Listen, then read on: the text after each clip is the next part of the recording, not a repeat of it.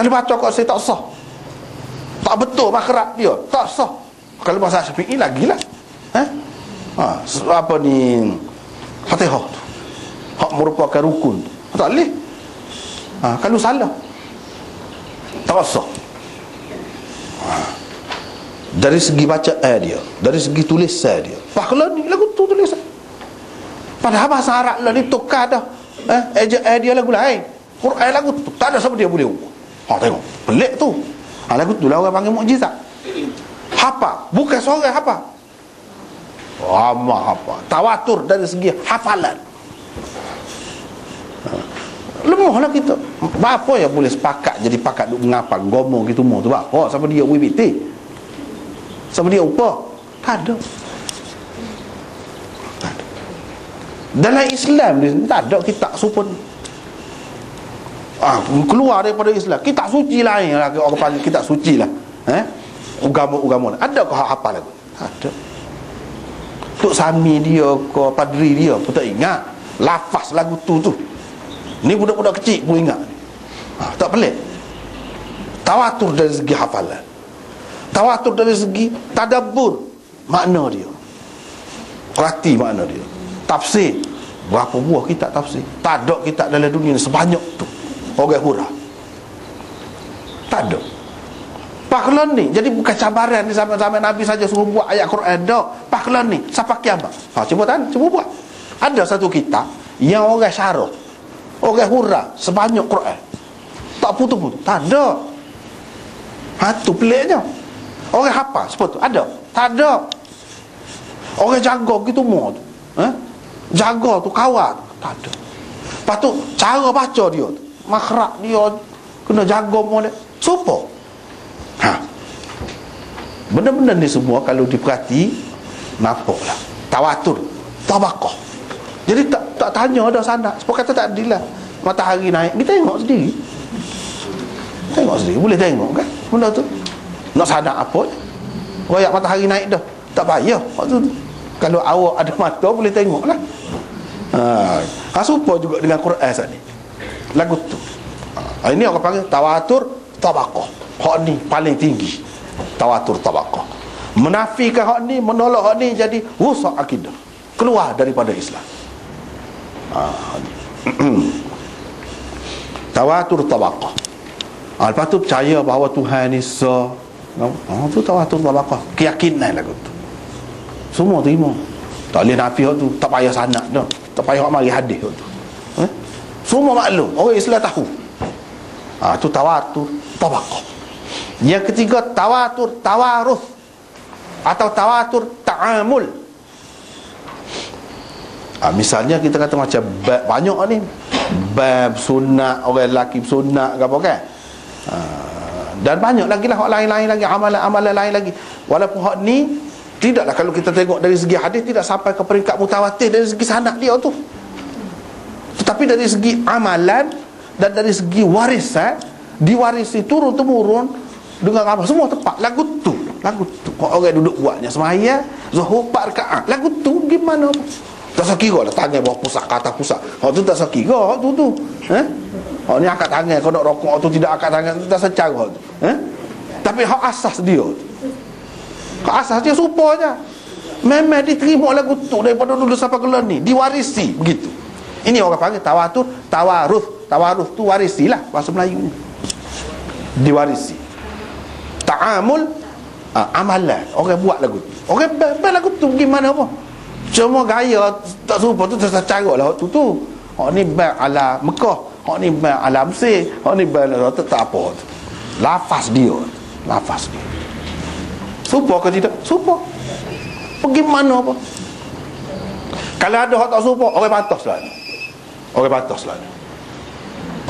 lah. Misalnya Syiah adalah sebut dia hayya ala khairil amal misalnya dalam bas subuh. Dia ada apa ni, asyhadu anna aliyan waliyullah. Orang bantah. Puak-puak dia sendiri pun bantah. Mana hadis? Tak ada. Dia pun tak boleh royak. Nampak selalu ni palsu. Sebab apa? Diwarisi turun temurun memang begitu. Macam bab sunat. Hang tak payah cari sanad tu sampai ke peringkat mutawatir. Memang orang Islam duk buat lagu tu dah. Tidak sampai dulu. Hak ni memang betul. Tapi tidak semestinya hak diwarisi ni semua ni memang betul, tak mesti. Hak sini boleh keliru. Ada kalanya tidak gitu tapi orang buat. Hak tu tak mesti, tak boleh pakai hak tu. Misalnya tempat kita kan, kalau orang mati kan lepas pada sembahyang tu kan bui pitih lah. Bui nasib lauk kau. Sebuku-sebuku seorang. Tu diwarisi juga. Tapi diwarisi tu di mana? Seluruh dunia kau. Dah. Tempat kita saja. Tu beza dia. Cuba perhati benda-benda lagu tu. Cuba perhati benda-benda lagu tu. Macam tunggu kubur ke apa tu kan. Ada juga orang buat. Tapi selama mana? Seluruh dunia kau, semua orang Islam kau buat. Dah. Itu tak termasuk dalam hak tadi. Hak termasuk dalam tadi semua orang Islam buat, tak kira mazhab apa pun, di mana bangsa apa pun. Macam sunat bagi orang lelaki, orang perempuan itu lain.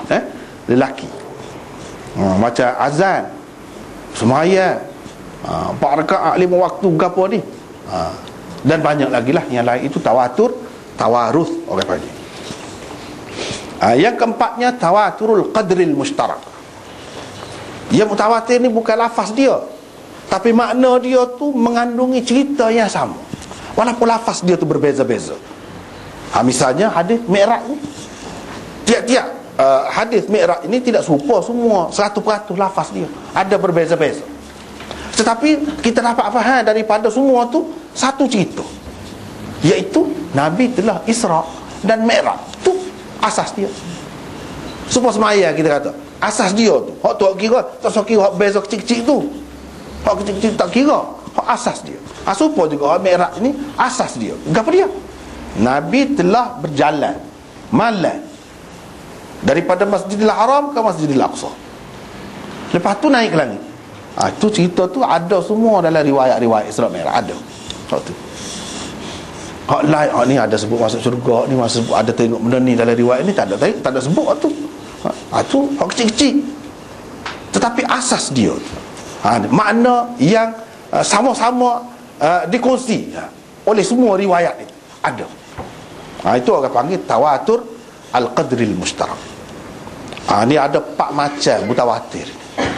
4 macam mutawatir.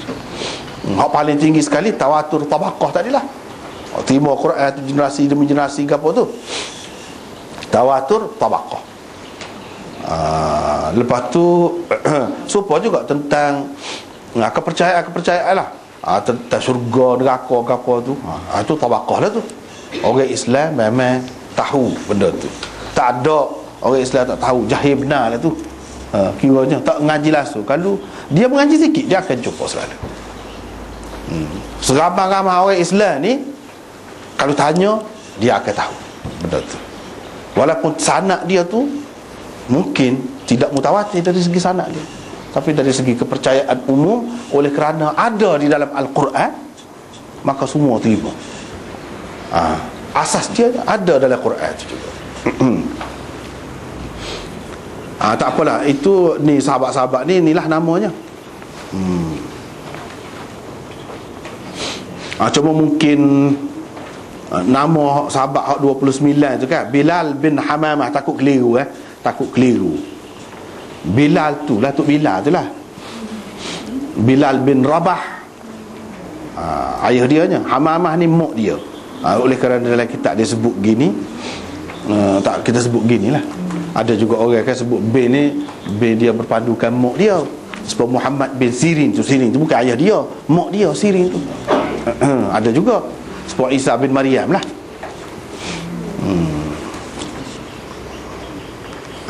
Itu. Lepas tu tadi kita pergi kepada hadis difardukan 2 rakaat pada ketika hadar dan safar. Seterusnya sembahyang dalam perjalanan ditetapkan seperti asal. Seperti asal 2 rakaat. Dalam perjalanan tu ditetapkan seperti itu. Uqirrat salatus safar. Sembahyang dalam perjalanan ditetapkan. Maksud ditetapkan itu sebuah asal lah. Yang ni hak 4 rakaat ni tidak hak asal lah. Sebab itu dia kata ditambah. Sembahyang hadar ditambah. Ditambah ni bila? Lepas berhijrah.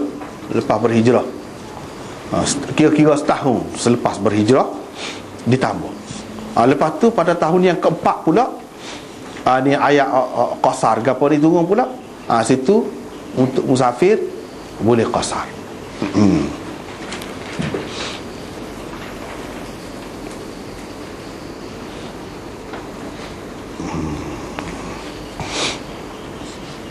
Ini kita boleh lihat dalam hadis, dalam nota 369 itu, selepas hijrah semua sembahyang ditambah 2 rakaat kecuali maghrib dan subuh.